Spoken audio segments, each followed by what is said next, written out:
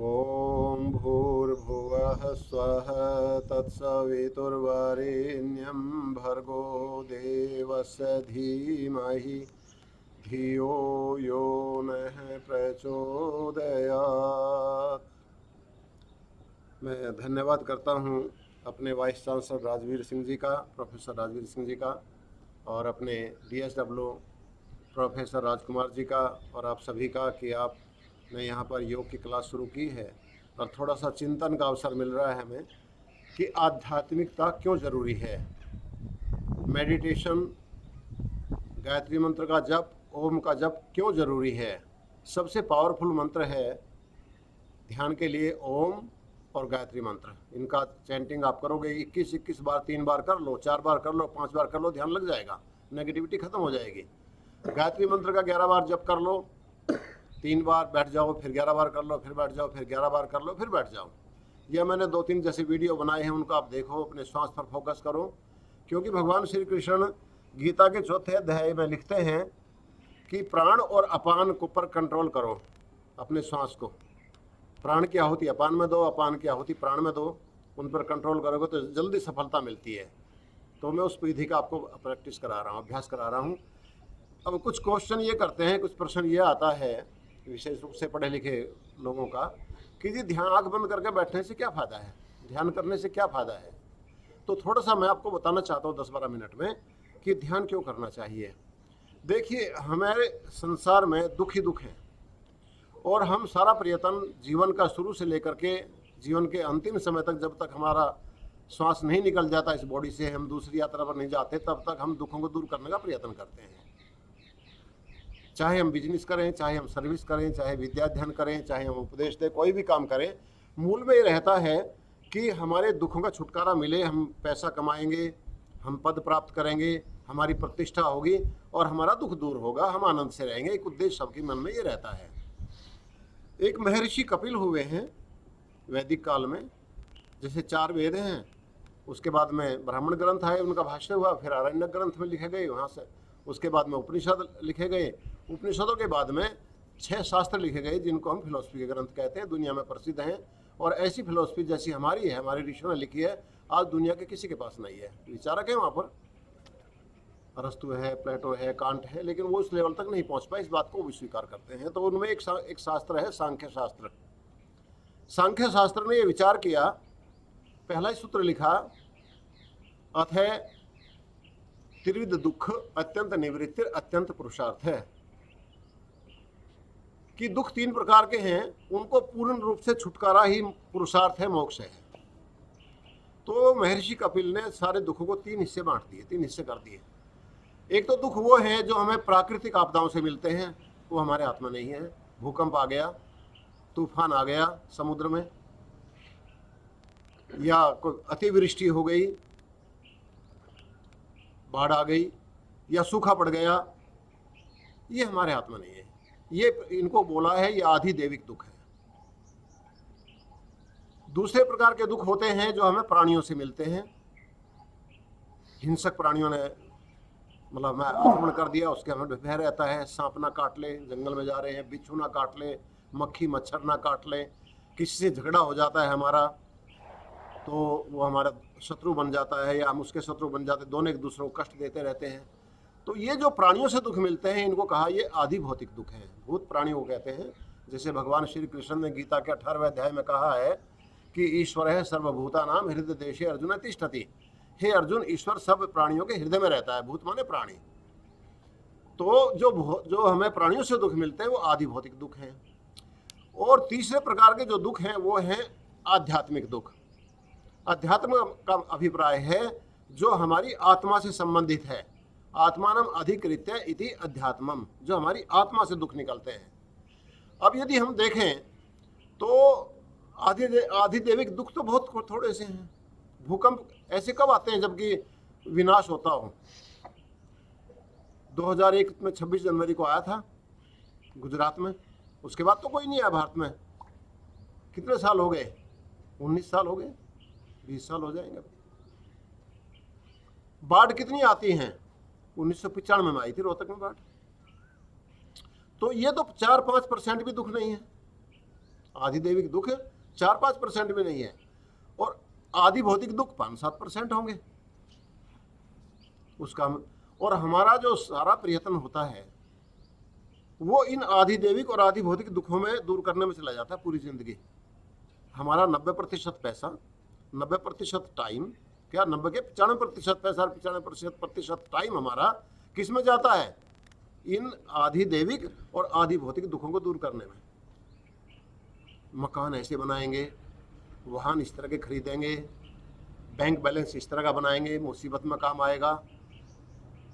जबकि 90 से 95% दुख है, 90% तो मान कर ही चलो आप, वो हमारे अंदर से निकलते हैं, आध्यात्मिक हैं, हमारे अंदर से दुख निकल रहे हैं, उसका हम कोई प्रयत्न नहीं करते।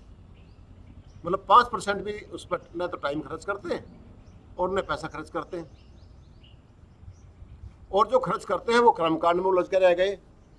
कर्मकांड में पूजा इस तरह से कर लो, आरती कर लो, भगवान को कपड़े पहना दो, ये कर दो, जो सारा कर्मकांड है, सारे रिलीजन उस कर्मकांड में लगे हुए हैं। कर्मकांड तो ऐसा ही है जैसे मैं सड़क पर झाड़ू लगाता हूँ, मैं अपने घर को साफ करता हूँ, या मैं यूनिवर्सिटी में जाकर पढ़ाता हूँ, वो तो एक काम है। जैसे मैं खाना बना रहा हूँ तो वैसे वो काम है, एक मैंने आरती उतार ली खड़े होकर के, दीपक जला करके, वो भी कर्मकांड में आ गया। तो ये आध्यात्मिक दुख कैसे दूर होंगे?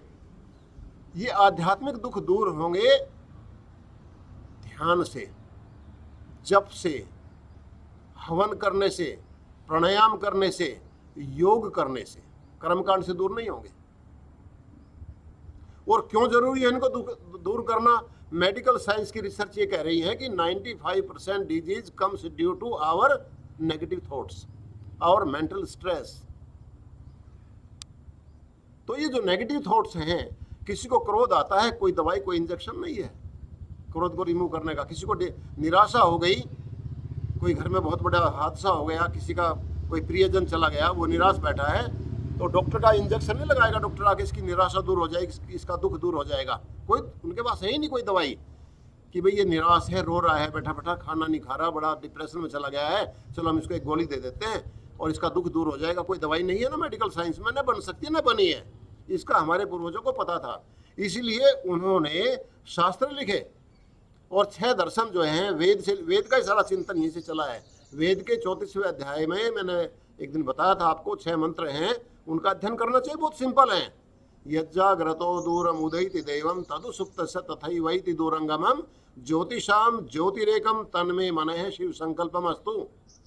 कि जो मेरा मन जागते हुए मेरे बस में नहीं, सोते मेरे बस में नहीं, सपने पता नहीं कैसे कैसे लेता रहता है, और वो ज्योतियों का ज्योति बड़ा पावरफुल है, वो मेरा मन अच्छे विचारों वाला बन जाए। ये 6 बार एक कहा, हर मंत्र के अंत में यही है, तन में मन है शिव संकल्पम अस्तु, वो मेरा मन अच्छे विचारों वाला बन जाए, पॉजिटिव थॉट्स उसके अंदर आ जाएं, कल्याणकारी विचार उसके अंदर आ जाए। वही तो नहीं आते।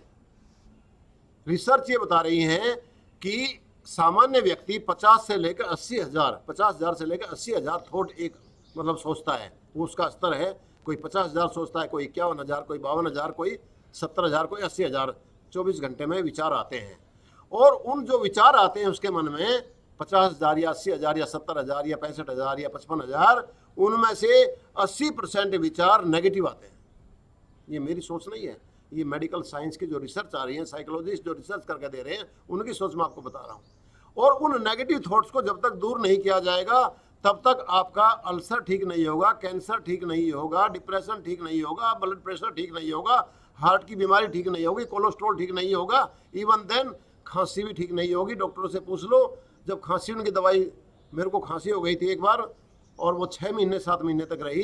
डॉक्टर बार बार मैं धवन के पास जाता, अमेरिका में मैंने दिखाया, तो अंत में एक कहा जी आप स्ट्रेस लेना बंद कर दो। माजी मैं स्ट्रेस तो कुछ लेता ही नहीं था, मेरे को एलर्जी। तो कहा जी स्ट्रेस भी कारण है बीमारियों का, बहुत बड़ा कारण है, जुकाम ही ठीक नहीं होता लोगों का।